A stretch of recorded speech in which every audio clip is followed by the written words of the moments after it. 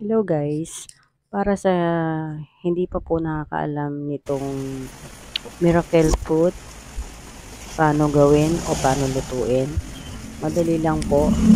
Ito po ang paraan para ito lutuin. Ayan, ang ginawa ko po dyan, binagsa ko lang po yan sa floor. Once na nabiyak na siya, ayan, ganyan na siya, para siyang makapuno o buko. Ayan, tapos naka-ready lang yung mga lalagyan nyo. Ayan, gaya nyan. Tapos pinutsara ko na siya. Okay lang naman po kahit malalaki yun pag sandok nyo dyan. Kasi malulutsaw yun. Ayan, ganyan lang po ang gagawin.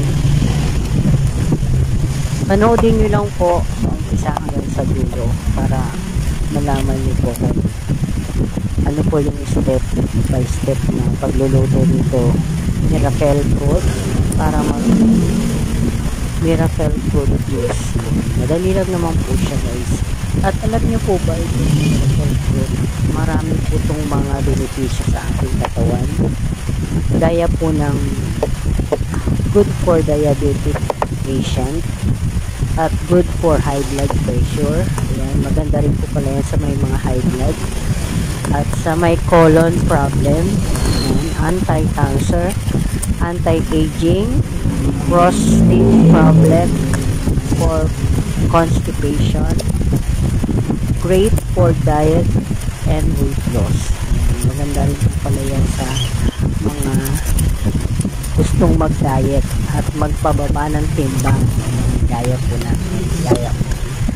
Tapos, promote heart health, excellent for liver problem, prevent fatigue. Yan, pagka sobrang pagod na po kayo, uminom lang po kayo niyang miracle fruit juice.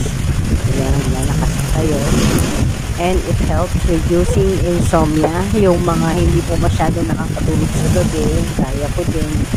Yan, labas po pala yan na pang remedy sa may mga insomnia at hindi nakakatulog sa gabi. Tapos yung treats asthma, yung may mga hinta po, maganda rin. Tapos yung merong goiter, tapos arthritis, high cholesterol, thyroid problem, kidney problem, ovarian problem, and stroke, poor memory, ayan, yung mahina po ang pag-isip, ayan, tapos sa hepatitis, lupus, tapos yung may mga cyst po, ayan, kahit anong klaseng cyst, dengue, vertigo, allergy, tapos yung may mga psoriasis, maganda rin po. Tapos sa may back pain, ovarian problem, then myoma, tapos sa pneumonia, pwede rin siya.